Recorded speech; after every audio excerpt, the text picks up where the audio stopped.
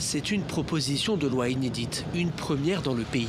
Adoptée le 24 décembre par l'Assemblée populaire nationale, elle vise à déchoir de sa nationalité tout citoyen accusé d'atteinte grave aux intérêts de l'État algérien.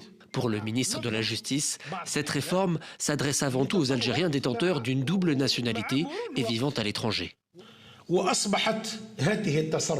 S'ils n'avaient pas d'autre nationalité et s'ils étaient présents ici, je ne pense pas qu'ils commettraient de tels actes. Ils n'oseraient pas le faire. Et s'ils osaient, la justice serait là pour les intercepter. Actuellement, ces individus se trouvent hors du pays et commettent des actes graves, faisant de la logique de l'impunité un moyen d'action.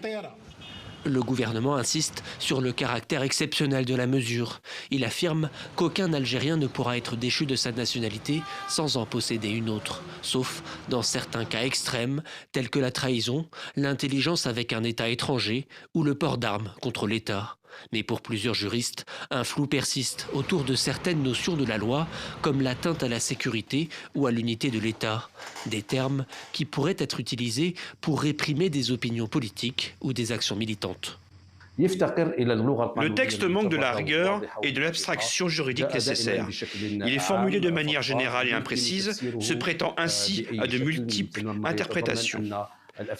À titre d'exemple, lorsqu'il énumère les actes susceptibles d'entraîner la déchéance de la nationalité, il évoque l'atteinte à l'unité nationale sans définir précisément la nature de ces actes ni le contenu sémantique de cette notion.